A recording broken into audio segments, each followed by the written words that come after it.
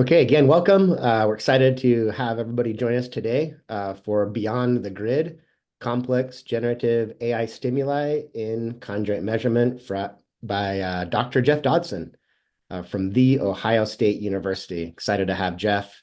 He's a great friend of Sawtooth and of me personally, a great guy. So we'll introduce him in a second. Just a few details before we get started. At the bottom of Zoom here, you can see a Q&A section. Please use that to ask questions. We don't use the chat. And you can go ahead and post your questions throughout the webinar. We may pause and get to those questions during the webinar, but the vast majority will wait till the end. We will have a Q&A section at the end of the webinar. We get this asked all the time. Will I receive a recording of this webinar? You will. We're recording this right now, and everyone who registered will send out an email with a link to the recording.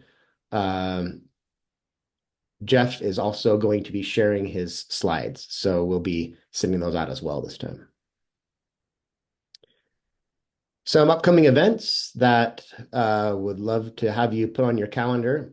Next month, March 27th, we will have Sawtooth's very own Brian McEwen presenting on the basics of Conjoint. And he's really good at this. And it's our most well-attended webinar every year is the basics of Conjoint. And Brian will be covering that. So encourage you to come and invite those, especially your colleagues who don't know much about conjoint analysis. It's just a great introduction.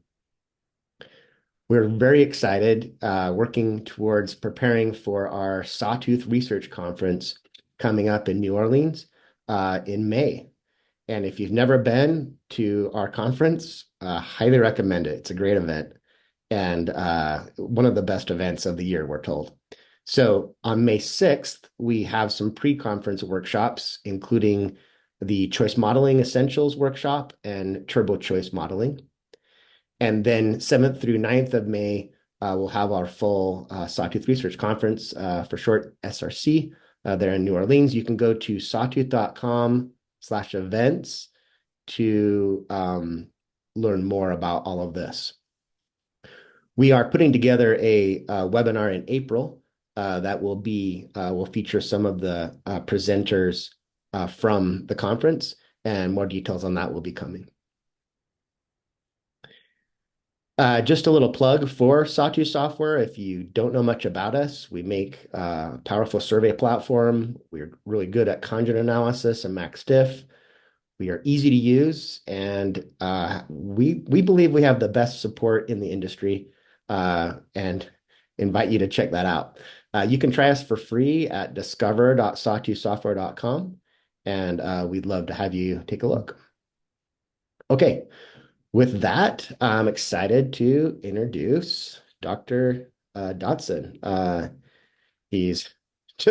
I just want to say he's a great friend. He's a really, really nice guy. Has been very kind to us, giving us a lot of feedback on our software and our tools. We just love Jeff Dotson. He's associate professor of marketing at The Ohio State University, their Fisher College of Business. He's also a fellow at the OSU Center for Software Innovation. His teaching focuses on his research focus, marketing analytics, getting into generative AI applications, and statistical modeling for consumer insights. Really good at these subjects. He holds advanced degrees in marketing statistics and business administration, and is also taught at BYU and Vanderbilt. With that, Jeff, welcome. Turn on your camera, and I will stop sharing, and you can start sharing your slides. All right, great. Thank you for the introduction, Justin. Really happy to have a chance to present this research to the group today. Something I've been working on for a while. Maybe as a note, I'm going to be presenting a more extensive version of this at the Turbo CBC event at the Sawtooth Conference in May. My first trip to New Orleans. I'm really excited about that. So what I'm going to share today, we're calling this Beyond the Grid, Complex Generative AI Stimuli in Conjoint Measurement. This is motivated by a handful of projects I'm working on, and the more work I do, the more applications I find for this particular approach. And so, I guess maybe as a starting point, this does fit into the world of artificial intelligence and maybe generative artificial intelligence. And if I were to sort of scan the landscape of the way that these techniques are currently being used, I would kind of break them into four categories. And so one is all about efficiency. Um, we see a lot of applications where people are using generative artificial intelligence as a way of making themselves more efficient at the tasks that they engage in, whether that's writing surveys or generating reports or doing data analysis. There's also a big chunk of research that's done on thinking about Gen AI tools as a source of information. So thinking about what information lives within a large language model as it relates to consumer preferences. Lots of studies thinking about, using like an LLM as a source of synthetic respondents. There's also a lot of research that I've seen where people are thinking about using Gen AI to process text, so to do thematic extraction from open-ended comments or to build interactive chatbots to elicit consumer preferences. And then a final approach, which I see not so much of. In fact, if you are working on something that's related to this, I would love to hear from you to see how you're using Gen AI basically as a tool for measuring things, and that's kind of where this research paper is focused. Although this is one of maybe many ways of using Gen AI to measure things. So why measurement? There's a kind of a famous quote by Peter Drucker: "If you can't measure it, you can't improve it." It's a controversial quote. I don't know if it's uniformly true, but in general, I think it makes a lot of sense that science is intrinsically tied to our ability to measure things, whether that's physical science or marketing science. Our ability to measure price sensitivity and preferences for product features, for example, allows us to design and price products in better ways. And so we're going to focus on this measurement aspect of Gen AI. So motivation for this project, again, Gen AI is creating all sorts of interesting opportunities for marketing research. We talked about a few of those. Of those possible applications, one is the rapid development of complex experimental stimuli. And so what I mean by complex experimental stimuli, I'm talking about like images and text and audio and video. In this presentation, I'm going to focus exclusively on images, but I have research projects in all of these areas. So images, text, audio, even some work we're doing in virtual reality. And so images are particularly interesting for conjoint applications for a variety of reasons. And so they seem like a very natural fit as part of a conjoint study. They're also easy for respondents to process. We process images differently than we process text, and so we can do it easily. It increases respondent engagement and response fluency. They're fun to look at. It makes the tasks funner to engage in. And one that I think is really important is that images are multidimensional, which is to say multiple attributes can be manipulated within a single image. Lots of information can be conveyed in those images.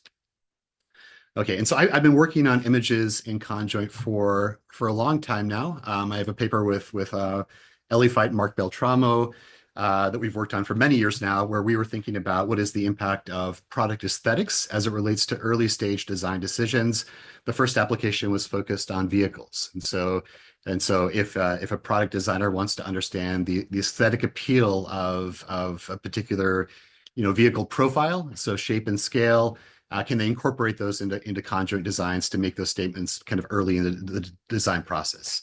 As we worked on the paper, we eventually moved into analysis of other types of concept testing. So we have a study in the paper where we look at preference for cereals in the equity sweet category. It's a category in grocery where you combine kind of like known entities with a cereal brand. So for example, you can have like Toll House chocolate chip cookie cereal. And so the way we study these things is we present respondents with a set of 3 product concepts with price points, and we just have them pick the one they would be most likely to purchase. And so we're able to assess something about price sensitivity, something about preference for these different product concepts. To develop the product concepts, though, we hired a graphic designer that would mock up what the concept might look like. And so, for example, this is Baskin-Robbins Pralines and Cream, produced by General Mills. And we would use this as the stimulus within one of these conjoint studies. What's interesting about this, and what always kind of bothered me about this style of research, is that this particular box of cereal is one of many ways of representing this concept. And so the designer, when they produced this, they made choices about the color scheme, they made choices about the way the logo was situated, about what the product looked like itself. And so really what I'm estimating is not an effect for the concept pralines and cream with General Mills. It's really this very specific version of that. And ideally that's going to map onto the concept itself, but I'm really not measuring the concept directly. And so what I want to be able to do is that I want to make inference about the concept, not necessarily the realization of the concept. And so how would I establish that as basically a valid form of measurement? Okay, so there are a bunch of current approaches to dealing with images in discrete choice studies and conjoint studies. One is we would start with a finite set of images, and we're just going to estimate like a part worth for each of the images. So an image-specific effect. That works if you have a relatively small subset of images. We can also map the images down into some sort of a perceptual response. And so we do like a direct measurement of the likability or the appeal of the image. And I would include those scores as the covariate within the conjoint study. That's what Ellie and I do in our paper. There are also papers that look at data reduction approaches. And so principal components analysis, or maybe building like a variational autoencoder to take a complex object like an image and map it down onto a lower dimensional set lower dimensional set that we can include directly in the estimation of our models. There are also approaches that do what we'll call like a top-down feature decomposition. So taking the image and tagging it for characteristics that may exist in that image. And so in this paper, what we're trying to explore is really a bottom-up approach, where we're going to use generative artificial intelligence tools to actually create images that manifest specific features that we manipulate, thus allowing us to measure the impact of those features on both preference and choice. And so if this first set of approaches are top-down, you can condition on an existing set of images. The approach we're advocating for is really bottom-up, where we define the things we want to understand, and then we create images that manifest those characteristics using text-to-image generators. And so the study where I've done this the first time, I've got a paper with some co-authors, so Wen Wang at Maryland and Jason Bell at Oxford and David Schweidel at Emory, where we wanted to answer the question, what is the value of artistic style? And so if you have followed kind of the controversies around generative artificial intelligence, text-to-image generators in particular, these systems are constructed by training models on these enormous data sets that were largely scraped from the internet. And there are lots of concerns around the data that was used to train these systems, lots of potential maybe violations of intellectual property. So if I'm an artist and I had my artwork on Instagram or on a website, and that artwork was scraped by Midjourney when they constructed their models, is that a violation of my intellectual property? Artists in particular are really concerned that these tools are going to misappropriate the unique styles that they've developed over a career, and by so doing might potentially replace them. A common practice in text-to-image generation is to create images where you invoke the name of a specific artist. So for example, there's an artist named Greg Rutkowski who works in the area of high fantasy art. And his name has been invoked hundreds of thousands of times in Stable Diffusion, where people would say, hey, I want to create an image of like a wizard riding on a dragon in the style of Greg Rutkowski. Invoking his name adds a really interesting collection of textures and features to those images that you don't get with just the prompt of create an image of a wizard flying on a dragon. And so there are lots of lawsuits that are sort of floating around right now. Our paper explores the viability of a bunch of different remediations, one of which is maybe providing direct compensation to artists when their names are invoked. And for this to be viable as a mechanism of compensation, what we need to establish is that using an artist's name actually adds value to the quality of the image, and to the willingness to pay for those images when you map them into a commercial context. And so what we needed to do in this paper was basically find a way to estimate the monetary value of artistic style. And as a conjoint researcher, my mind went immediately to conjoint for this process. So the question is, how do I measure the value of an artistic style? What is artistic style? And what we find really interesting about this approach is that an artist style is something that's developed really over a lifetime. There currently is no way for an artist to monetize their style. What they can do is they can monetize realizations of their style. And so if you're a children's book illustrator and you have a really distinctive style, your style is going to lead to more contracts. You're going to sell more books, but you're selling realizations of the style, not necessarily the style itself. Text to image generators are really interesting because it gives us a mechanism to actually assess the value of the style. Like what is the style of Greg Rakowski or Alphonse Mucha or Frida Kahlo? Like what does that style mean? Okay, and so we're going to do this using a conjoint analysis, and we can do this a couple ways, right? So I could start by building a conjoint study where I'm manipulating the subject, and so I'm going to create these are like think of these as like images of stickers is the application context. I'm going to show people a couple of different options and a no choice option. And one way to do this would be just to provide verbal descriptions of what those products are. So I could say, hey, the subject for option one is a cat in a cup, and it's in the style of Alphonse Mucha, and the price point is $1.49. Option two is an image of Godzilla in the style of Wassily Kandinsky. The price point is $4.49. Which of these options would you choose, or none of these things? And this is typically what we do in Conjoint, where a lot of times it's really easy to verbally manipulate and describe features of products. In the case of something like artwork, this doesn't really work, right? Because what does it mean by a cat in a cup? I can represent that mentally lots in different ways. What is the style of Alphonse Mucha, right? So it might work if I know who he is and I know like what his style looks like. If not, it doesn't really mean anything to me. And so the alternative approach to this is, what if I just show them, examples of those images? And so this is a cat in a cup in the style of Alphonse Mucha, and this is Godzilla rendered in the style of Wassily Kandinsky. Here are some price points. Which of these options do you pick, or do you pick neither of those images? So this is a very natural choice task. It's what people will do in practice, which increases its ecological validity. But is this a valid thing to do? Okay, and so to do this, what we're effectively doing is we're constructing an experimental design, but we're doing so in the space of the generative prompt. And so I'm going to say, create a sticker of a cat in a cup. That's my object in the style of Alphonse Mucha. And I can generate lots and lots and lots of realizations from these stickers. One thing I want to point out at this point is that each of these stickers are valid representations of the semantic information within that prompt. Text to image generators and generative AI in general is stochastic, which is to say there is a one-to-many mapping between the semantic information in the prompt and then what's being produced. And that's actually a feature of this process and not a bug. It's kind of like in our cereal example, we're working with just one realization of what that cereal box could look like. But there are many, maybe a theoretically infinite number of things it could look like. And these new GenAI tools give us an idea of what that distribution might look like. That's useful. And so the benefit of this approach is I have basically laid out an experimental design over artists and subjects.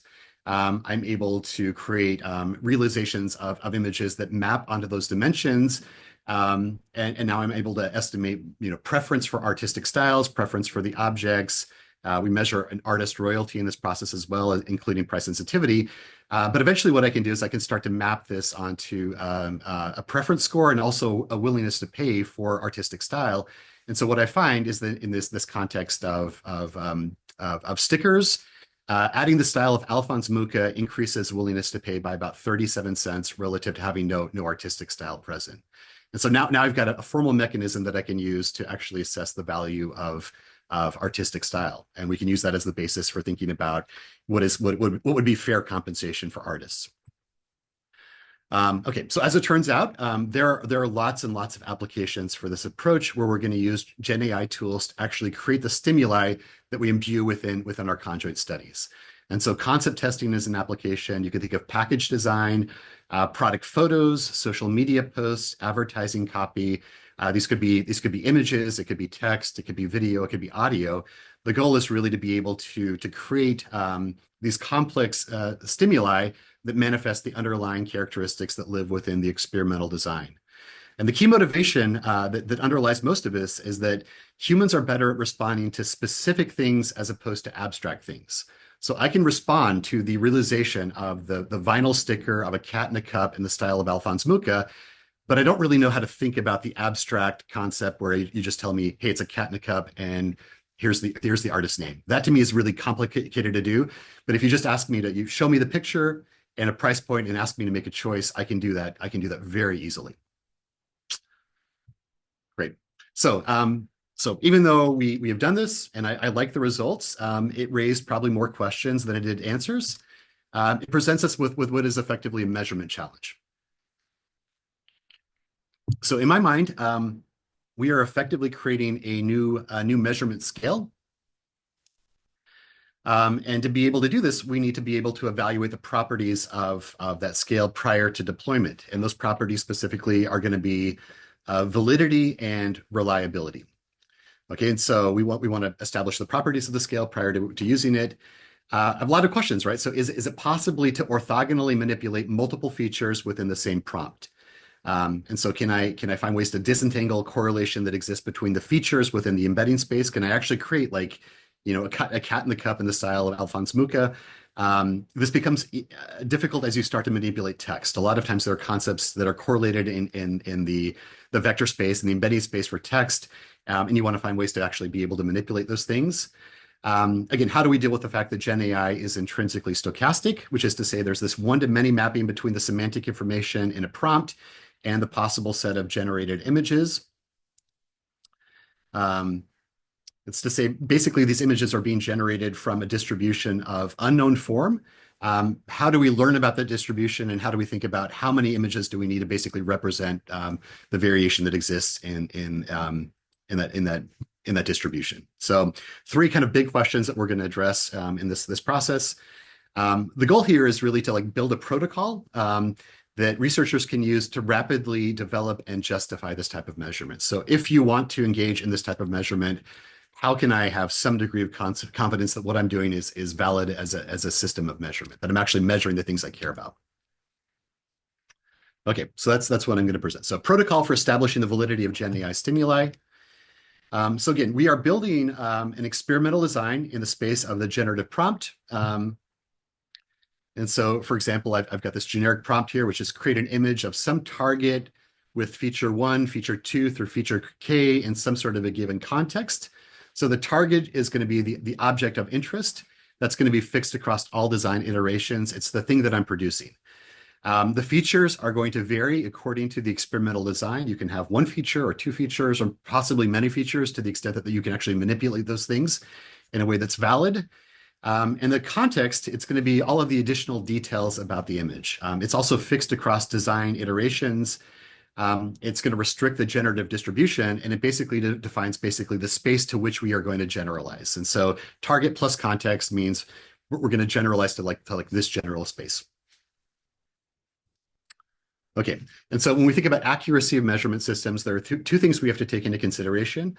The first is validity. It describes how well the measured variable represents the attributes being measured, or how well does it capture the concept which we're trying to measure. In layman's terms, it's really like, are we actually measuring the thing that we intend to measure? So that's validity. And the reliability is about the consistency or stability of the measure. Scales are considered reliable if it produces consistent results under the same conditions across multiple occasions. We're going to attenuate to really validity. Reliability can be assessed using the traditional set of approaches. Let's say either test, retest reliability or inter-rater reliability. Validity, as it turns out in this context, is a little bit more challenging. And so when we think about validity as it relates to Gen AI stimuli, there are really two different types of validity that are really important. So we start with what's called construct validity, and that's how well a test is going to measure an abstract concept and how that measurement relates to other variables and theories. Content validity is how well the items of the test, they represent the entire domain. And so with construct validity, we're asking the question we're manipulating those features. Does what we're manipulating or producing, does it conform to the experimental design? And then content validity is are we covering the space of things that could possibly be represented given the restrictions we've imposed in the prompt? And I'll show you some very concrete examples of both of these. Okay, so our proposed protocol for Gen AI measurement we're gonna start by specifying a formal experimental design in the space of the generative prompt. And so define your attribute level grid, imbue that within a GenAI prompt, and then we're going to generate many realizations of the stimuli from that prompt. And so if we're creating images, I'm going to use that prompt to create lots of images. As it turns out, this is like a costless endeavor, effectively, using these text-to-image tools. You can do it via API. You can do it working directly with the web-based versions of the tools. So generate lots and lots of realizations from the prompt. And then I'm going to test each of the images that I produce for construct validity. So does the image manifest the desired characteristics? Does it conform to the experimental design, which is to say, if I want an image that's of a cat in a cup and it's in the style of Alphonse Mucha, is it a cat in a cup? Is it the style of Alphonse Mucha, and then not other styles and not other objects that are also being manipulated? So does the stimulus conform to the experimental design? And those images that fail this construct validity test, I'm just going to exclude them from the set. So I'm doing a screen on my lots of images. Does it conform or not? If it doesn't, they're jettisoned from the set. And so of those that pass the first stage, we want to establish content validity by selecting a subset of images that provide proportional representation of the distribution of the construct. So I want to select a set of K images that provides maximal coverage over the space of images that I want to generalize to. And so I want to understand something about the distribution and make sure that I'm using enough images, replicates of those images, to cover that space. And then once I've established that, I'll use K images within the choice experiment. Okay, and what we're going to do is, like, for each prompt, we're not going to include just one image from the prompt. If we use just one image, we're basically bound by a fixed effect for that image. It's the realization of that image. We're going to include potentially many versions of that image, because yeah, and I'll show you examples of that in a second. Okay, so here's my illustration. Again, going back to these vinyl stickers, this is a very simple illustration. We're doing a lot of work right now with text, and text, as it turns out, becomes much more complicated, but the process that you would go through is identical. Okay, so I've got an experimental design. I've laid out my attribute level grid, and so what I'm going to do is create vinyl stickers that manifest both a location and a subject, and then I'm also going to have a price point. And so I'm going to have, for example, a cat in front of the Eiffel Tower at one of these randomized price points. So manipulating both location and subject. I want to infer the preferences of respondents with respect to the content of the sticker. And so I'm going to take this, I'm going to create 20 images for each of the location subject pairs, where I'm going to basically manipulate it through the experimental design in the prompt. So the prompt is going to look like this. So create a vinyl sticker with a white background. That's my target and context that defines the space that I'm going to generalize to, of a subject, that's cat, dog, or sloth, in front of a location that could be the Eiffel Tower or the Golden Gate Bridge. And so I've got feature 1, feature 2. Those are the two things I'm manipulating. And then I've got this target that I want to generalize to. So as an illustration, I could say create a vinyl sticker with a white background of a sloth in front of the Empire State Building.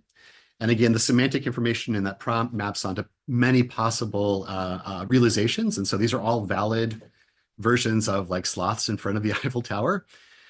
Some are strange, right, though, because I've got some that's like a sticker of a sloth in front of, like, a picture of the Eiffel Tower, or a picture of the, I guess it's the Empire State Building. In front of the Empire State Building, I've got some that are cartoonish, some that are different. So these are all valid.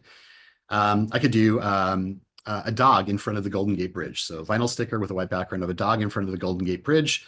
Note that sloths are pretty consistently rendered. There's only one way that these systems know of how to sort of, like, create a picture of a sloth. Dog can map onto a lot of different things. And so it could be a golden doodle, or it could be a golden retriever, or a poodle, or a French bulldog. There are lots of ways of representing dogs.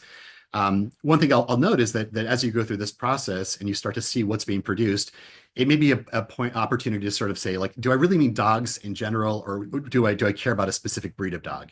And I might want to go back and maybe restrict my attention to, say, golden doodles in front of the Empire State Building, which restricts the space of generalizability, but maybe that's what I'm focusing on. So there's some benefit to just going through this process in iterative fashion. So dog in front of the Golden Gate Bridge.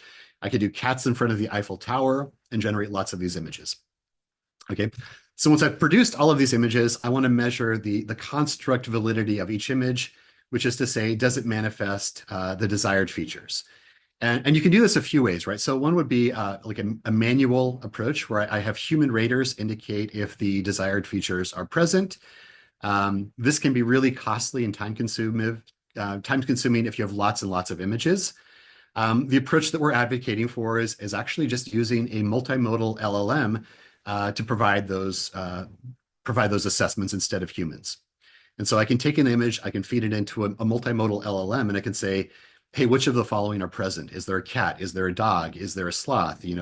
Is there the Eiffel Tower, the Empire State Building, et cetera, et cetera. This is great because you can execute it rapidly. And it rapidly allows us to identify if it's even possibly to orthogonally manipulate these factors from within the prompt. In the work we're doing right now with text, we have found in a number of cases, you cannot do orthogonal manipulation of certain factors. And that allows us to go back to our experimental design and to really ask, like, what do we really want to measure? How can we better express these things? Do we have to modify the design, or can we find ways to like prompt engineer our way into orthogonal manipulation? So there's a lot of benefit that occurs from just going through the process. So for this study, I did both ways, right? So I created like a choice task where I would show respondents an image, and I would ask them the question, select all that apply about this image. Which of the following are present? Is it a cat, a dog, a sloth? Is it the Golden Gate Bridge, the Empire State Building, or the Eiffel Tower? I just drew 100 subjects from Prolific. Each subject rated 20 images, and so we got about 10 images for all of the combinations of images we had produced. And we found that for this case, which is relatively simplistic, about 97% of the images conform to the experimental design, which is to say that they manifested the features we were trying to manipulate and did not manifest the other features. And so these are a couple of examples of things that failed the validation task. And so the one on the left is, it is a cat in front of the Eiffel Tower, but the way that it's constructed, kind of the Eiffel Tower portions look maybe like legs. Doesn't really look like the Eiffel Tower. So that failed the test. The one on the right should have been, I believe, a dog in front of the Empire State Building. I've got the Empire State Building, but I don't see a dog. And so these are ones that didn't pass the screen. And so we did the same thing with GPT-4 as our multimodal LLM discriminator. And it was a little bit more conservative in its assessment. It said that 96% of the images we generated matched the experimental design and 4% did not. And we found that the dogs, as it turns out, were the most misclassified feature. And so the one image on the left was classified as a dog. The one on the right, we didn't have an Eiffel Tower. These both failed this initial test. And so again, we just exclude them from the next set of steps and then move forward. Okay. And so each of these was classified as not having a dog. And so even though the two on the left, dogs are present, I don't know that we lose a lot by excluding these images. Again, we can generate lots and lots of these things, and we just want to make sure we only include images that manifest the characteristics that we're focused on.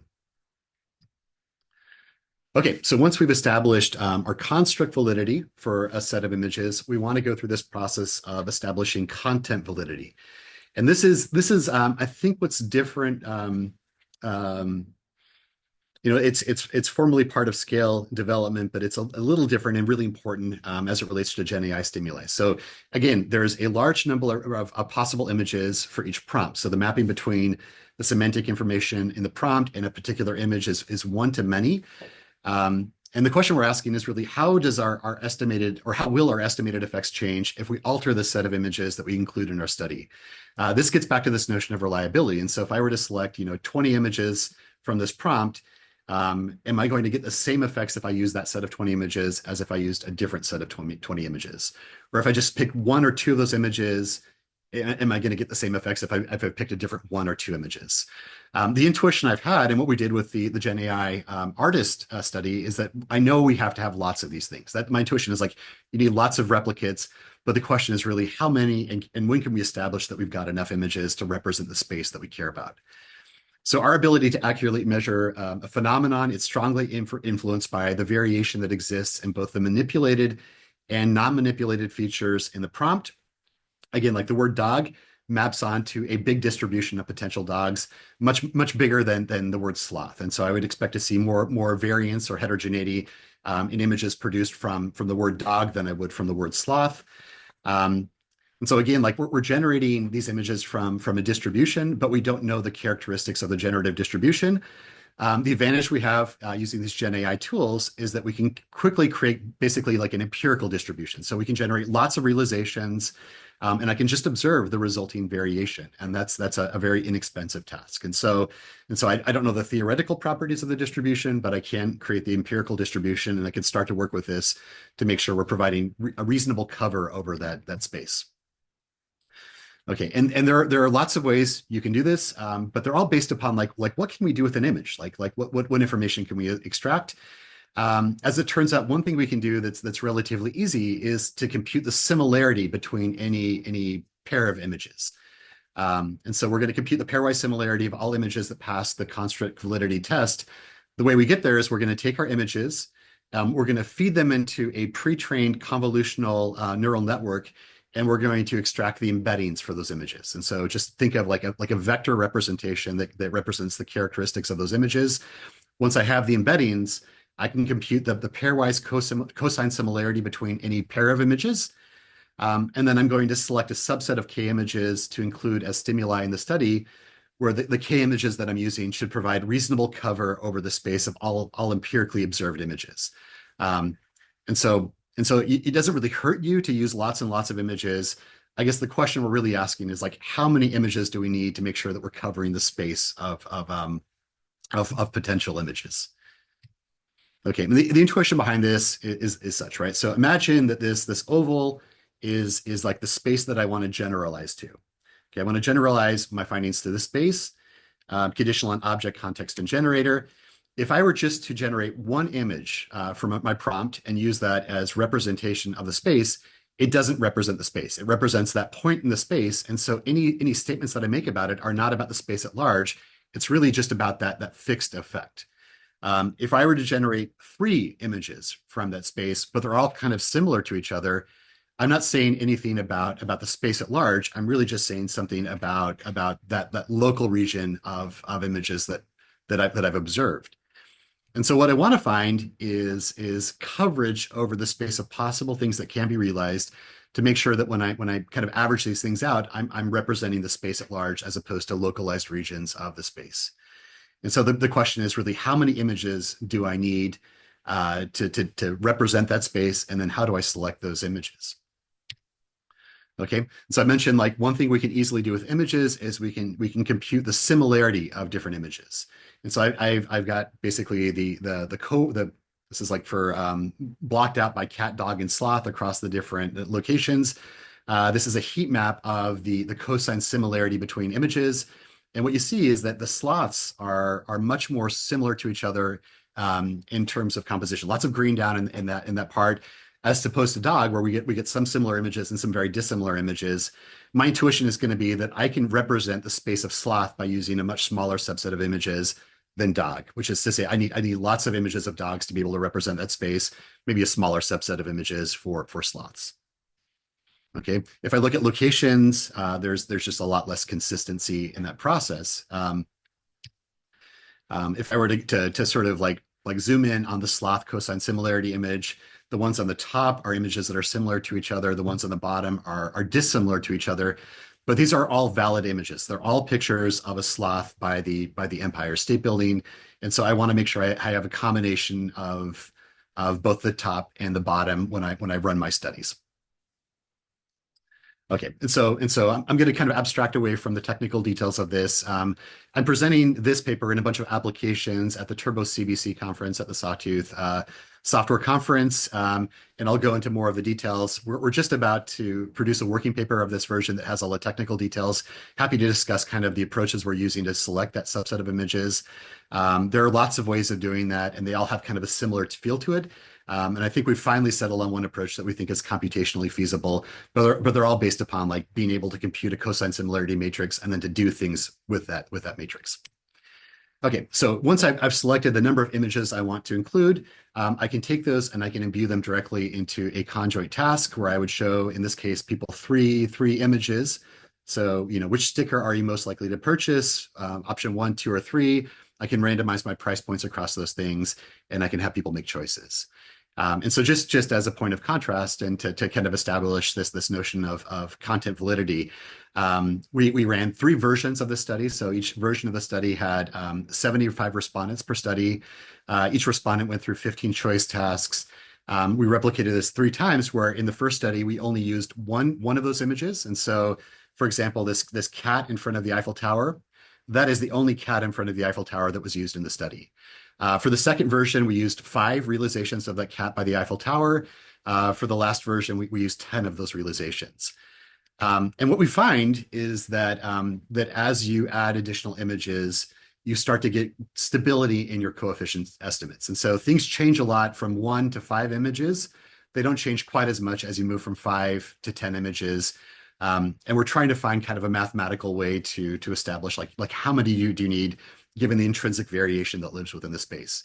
But I would say the intuition is you cannot just do one image. You at a minimum have to do I mean, I would say 5 at a minimum, but probably more than 5, depending on the variation that exists in that space. And that's kind of what we're formally exploring with the process.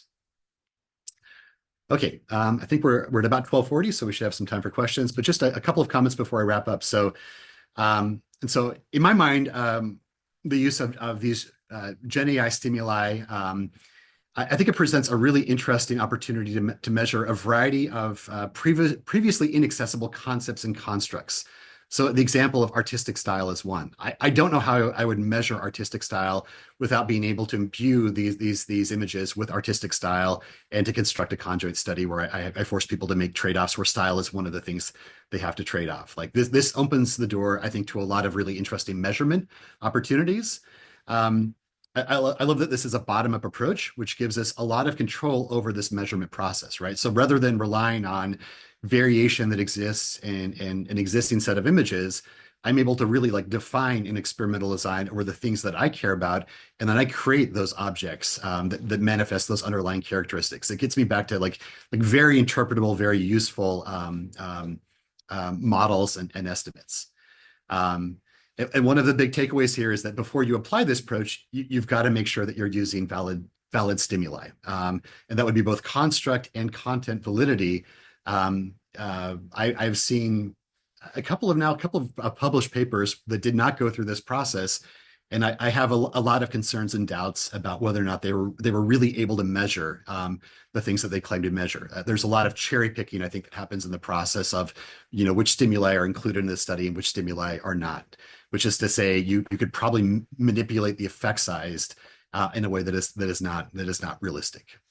And so I'd say if you're going to do this, make sure you're establishing both construct and content validity, or at least giving serious thought to those concepts prior to running your studies. Next steps, we're trying a bunch of different alternative approaches for understanding and simplifying the space of potential images, which is related to this notion of content validity. For example, like what can you do with a similarity matrix? And so we've tried like hierarchical clustering to determine like what is the optimal number of segments, and then sampling proportional to the size of those segments using those images as part of the actual study. A lot of interest in thinking about how we can extend this measurement to concepts and constructs that are subjectively perceived. So attributes like emotions or attitudes. Can we find ways to measure these things that are otherwise very difficult to get really valid measurements of? And then we're doing a lot of applications to additional types of complex attributes. So text and audio and video and virtual reality.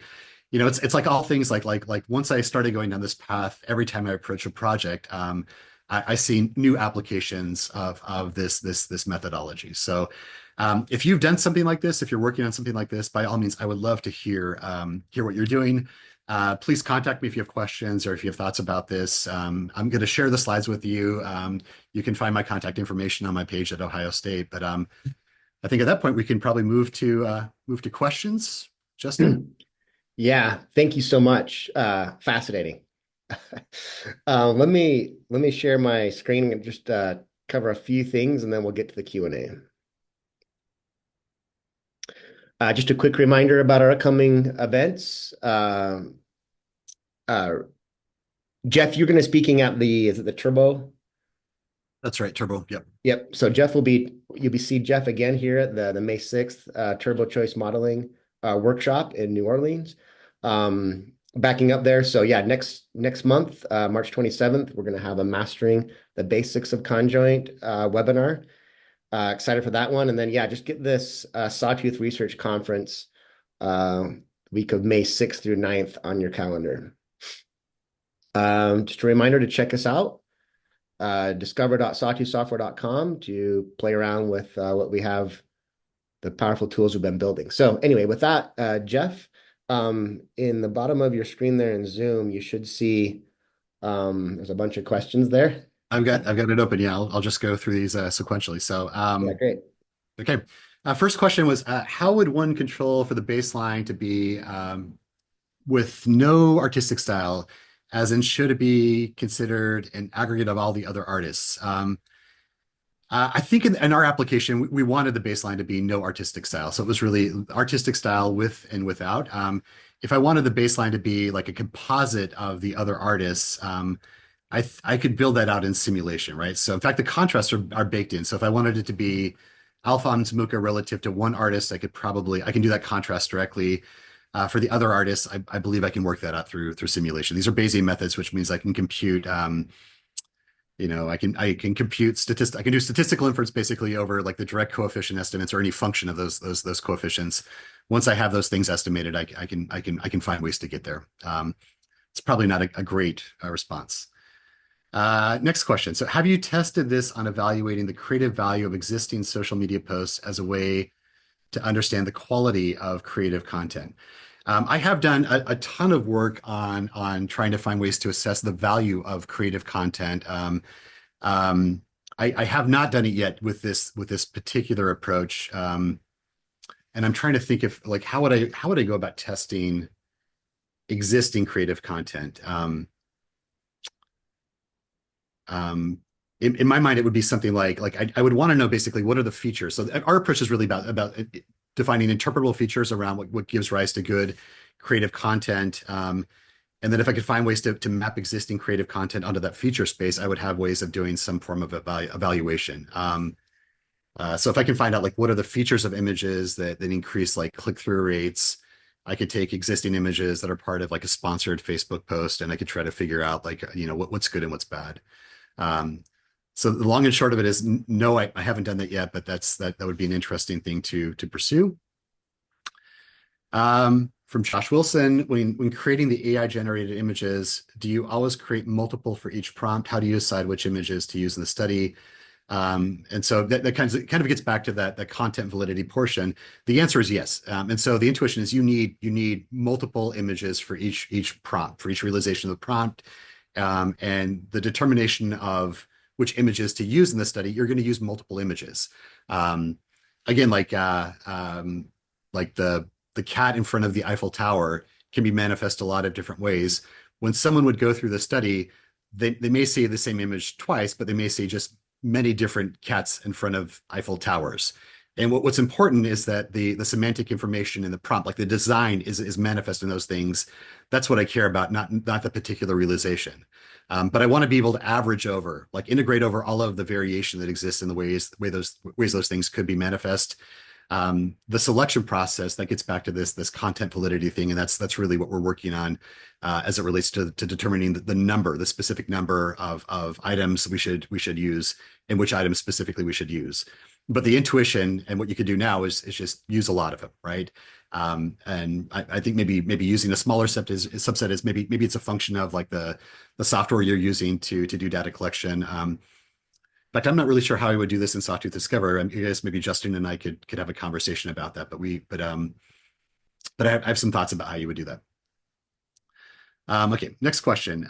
When measuring the value of different artistic styles by a Gen AI and not even the actual painter, how do you deal with the variance in the appeal from one work to the next? Think about famous artists in the music industry. Most of them only have one or very few songs that really top the Billboard charts. In other words, only very few are really valued by many, and often define the artist style. Do we really care about the whole catalog of their work, or very specific, very few or a few very specific works? Yeah, I guess that gets to this question of how do you define style? So is the style represented across my my entire portfolio. So Picasso, for example, like his style changed as he went through his life period. Do I care about his like sort of like late stage sort of Cubist style, or do I care about stuff he was doing early in his career? What is Picasso's style? Part of this is going to be how is his style represented within the text to image generator. So again, um, maybe this actually naturally gravitates toward the work that is more popular. So if I'm thinking about like what lives in the training data set for a text to image generator, for example, it is going to be things that are replicated on the internet. And so it's likely that the things that will be captured are going to be the more popular things. And so it's not the entire catalog. It's going to have greater representation around the things that that people attenuate to. Um, and so I think of yeah, it's kind of interesting. Like so when you create an image in the style of an artist, it ends up mapping onto what you would think that artist style would be. I think because we also attenuate to the works that are better known. Um, so I guess that's a long way of saying I think that's actually captured in the training data for the text to image generator. The way to maybe do that more explicitly is you'd have to do some fine tuning on the network.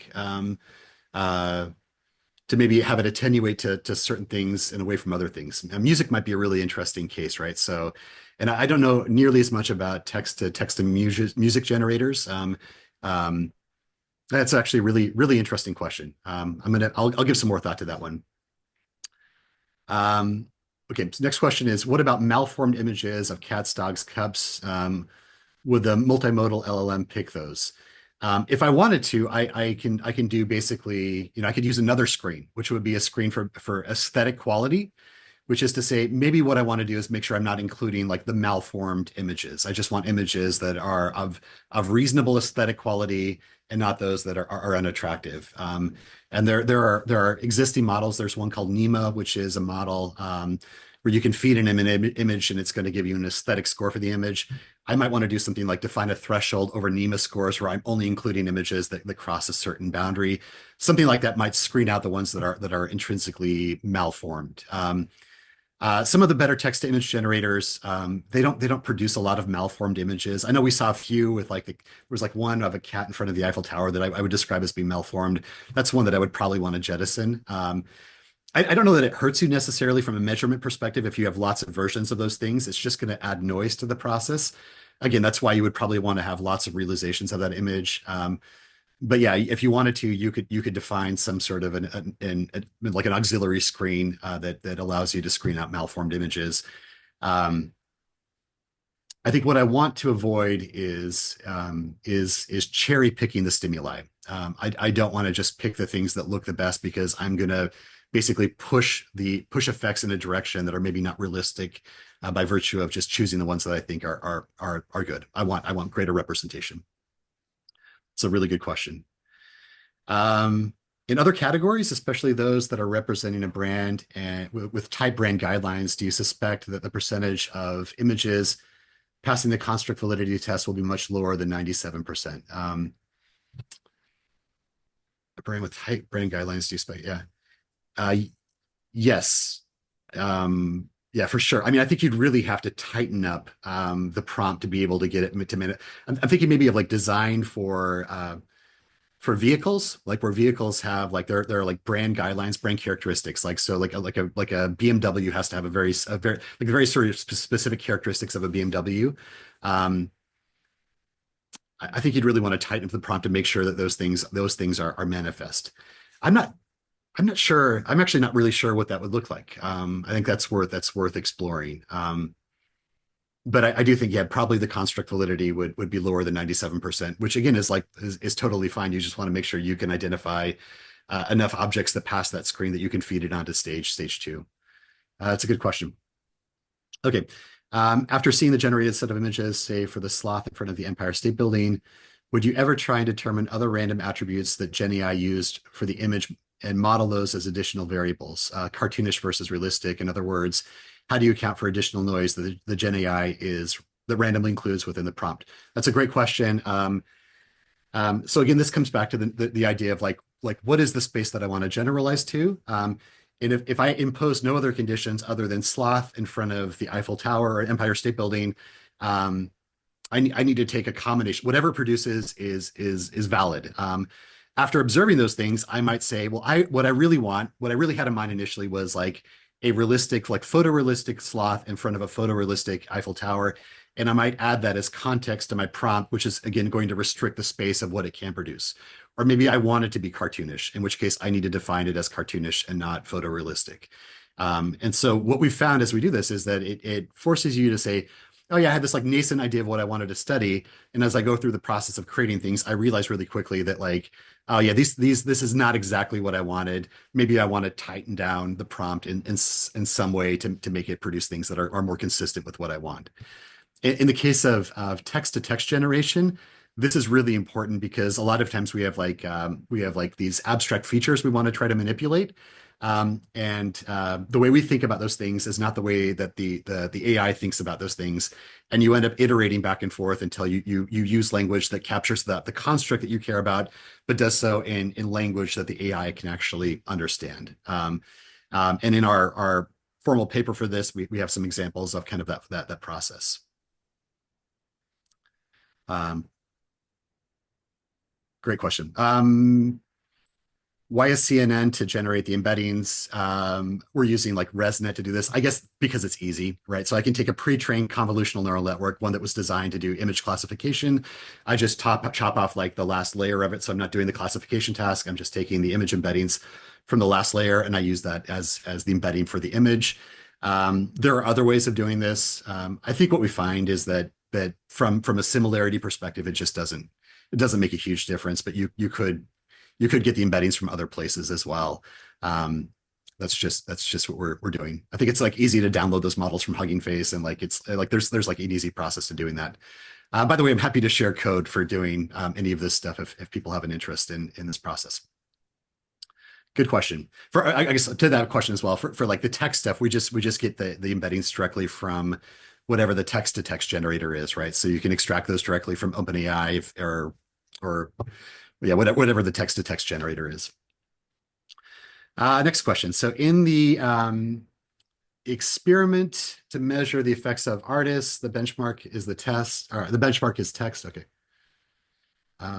Okay, so in the experiment to measure the effects of artists, the benchmarks is text or some generic art without mentioning any artist. I assume it's something. Yes, the benchmark is just the image generated without any artistic style. So it would be generate an image of a cat in a cup with no additional artistic information. So the artistic information is not defined with respect to like the base level, which is just going to be the image, no artistic style. So it's without style. So to elaborate on that, most artists cannot copycat their own successful works. We call them one-hit wonders. Yes, for sure. Yeah, we think of lots of one-hit wonders, right? I guess I'm thinking of like, yeah, there are lots of bands like this, right? So, but I guess if they are one-hit wonders, right? When people think of their style, they think of that one song in particular. Is the working paper available somewhere? I'm interested in creating these similarity matrices. Not yet, but we're hoping to have a working paper in like the next 2 weeks or so. But if you want to create similarity matrices like these, just ping me. I can send you code for that you can use to build those. It's actually like a really easy process that relies on open source software. Happy to share that with you. Hey, Jeff, we're at time. Can Okay. we go a little bit longer? Are you okay to go past the I'm hour? happy to go through the questions. Yeah. Yeah, so we'll keep going till Jeff wants to be done. We got a few more questions, and then this will all be recorded and sent to you. So, yep. Thank you, Justin. Yeah. What difference did you find in the 3D designs? Were they equivalent in their results? I don't know yet. That we're really early in that process. My suspicion is we're going to bump into a lot of issues as we start to do manipulation, both of video and 3D design. We're just trying to figure out how that process works at this point. But great question. It does, by the way, like when we think about virtual reality, like there are so many really interesting questions that can be answered. Our use case is in testing lay theories that architects have when they design buildings. Like we're thinking initially of like like all of these lay theories that like Frank Lloyd Wright had about like compression and then expansion within his homes. Like just there's like architects are really interesting. Like they're very artistic. They have these ideas about like what space does to individuals. We want to have a formal way of like testing basically some of these lay theories by creating virtual reality environments that either manifest or do not manifest those characteristics, and then having some sort of either a stated response or even maybe like a biometric response, right? So measuring, like a galvanic skin response or eye tracking or something like that. Um, yeah, that's a tricky one though. Is the variant modeled as an alternative specific attribute of the particular combination, or is the variant just randomly shown but not modeled at that level? Yes, the variants are, all we model is the underlying experimental design. We don't model an effect for the variant. Um, yeah. I suppose if you had a reasonably small subset of variants, you could do something that would capture maybe an effect associated with that variant, but a lot of times like we have a lot of those variants that are being used. But again, like it's going to create the fact that you have lots of variants just creates additional noise in the measurement. It's just additional like heterogeneity in the stimuli that you are kind of going to average over when you get to these estimated effects, which conform with the design. So the answer is no, we're not adding fixed effects for the variant. Good question. Are there secondary characteristics about the images that might be useful to measure, like color, for example, if people preferred images with more green or blue apart from the style of the image? Yes, yeah. I mean that would if that's part of the things you want to hypothesize, you again could manipulate that as a different feature. So I would say, create an image of the cat in front of the Eiffel Tower and make sure it has more blue than green or whatever, like yeah, kind of like dial up the contrast. We're doing some studies where we're creating images for hotel listings, and we're starting to manipulate things kind of like that, like the lighting within a room. That just becomes another feature that can be manipulated. The big question is can it be manipulated, right? And the construct validity test really allows us to identify what works and what does not work. Um, but yes, those could be additional features, and sometimes as you produce these things, it sort of spurs ideas that might be worthwhile to study, but it really depends on the context. Question. So could you build a simulator that takes a specific image within the space of your context, cat, food, cat, dog, and estimates its appeal? Could we? Okay. So yes, we could do that. I'm assuming these are images that lived outside of our initial design. I would just need to map those images back onto the experimental design. We know what the appeal is, conditional on what the design is. Could we decompose the image into digital representation, kind of the reverse of what you did with the generation, and then use that to build a predictive model or a specific image input? Yeah, in fact, there are papers that are doing that's kind of like the top-down approach, right? So that's like representing the image in some sort of a lower dimensional space. I think the approach that I'm most familiar with, there's a gentleman named Alex Barnett at Yale that's doing work with it's like interpretable dimensions of visual stimuli, where he maps he uses a disentangled variational autoencoder to take images and then maps those down into a lower dimensional space where those dimensions are orthogonal, and you can use that to do a lot of really interesting things, including creating kind of like new versions of images. Not sure if that answered your question, Kevin, but I think that's definitely a possibility. I mean, it also gets back to like there are a lot of models right now that are oriented around using like large language models from a prediction perspective. And I think the same sort of idea applies to this, right? So once you have an effect, can you start to decompose the effect as a function of the stimuli that are going into the process? Um, yeah, happy to talk to you more about that. Okay, question. Are you concerned at all about respondents recognizing the images are AI generated and affecting their responses and thereby applicability of the learnings in a wider context, given the controversy around AI art? I think in most of our studies, we reveal that these are AI generated, and we do some measurement around people's perceptions of AI. I think we could use that as if I think about the hierarchical model, I could probably model maybe preference for the outside good as a function of people's like their receptivity or their aversion to artificial intelligence. The guess being that like if they really dislike AI, they would be more inclined to pick the outside good, or maybe we could use it as screening criteria to get subjects that are not willing to, like that dislike AI, like we could just sort of screen them from the subject. Um, I'd say most of our studies we're pretty transparent that these are in fact AI generated works of art. Here's a good question from Jed Roundy. If particular objects, say the cat, dog, cup, have biases to produce other elements within their images, milk, bone, water, respectively, how do you remove that bias from the image to make sure those features aren't included in preferences? This is a great question for Jed because Jed is my research assistant that's helping with these studies. And this is exactly what we're trying to accomplish with text. And so how do we start to separate those things? And I guess if we do observe that there's, if we use the word dog and it's inducing like we're more likely to also have a picture of like bones in the image. If we want to separate those things, we may have to be more explicit in the prompt, right? So I want to create an image of a dog, but I want to make sure that there are no bones in the image. And I think we could be pretty heavy-handed in removing those things. I think that would work, but a good question, Jed. Um, Last question I have on here. So, wouldn't forcing a white background constrain the possible image spaces?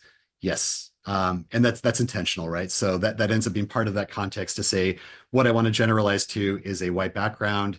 If I want to generalize to something that's not a white background, I would need to remove that constraint or be more explicit about what the background could contain. So the white background is an explicit choice that we've done. And by virtue of making that explicit choice, it defines the set of things that we can generalize to, and that's totally fine. If that's not what you want to generalize to, it's got to be expressed within the prompt. Well, Jeff, you're at the end. Great job. We really appreciate it. I do have some thoughts related to this subject, but not quite as deep as you've gone. But I'm just thinking about how the cost of creating an image has been greatly reduced.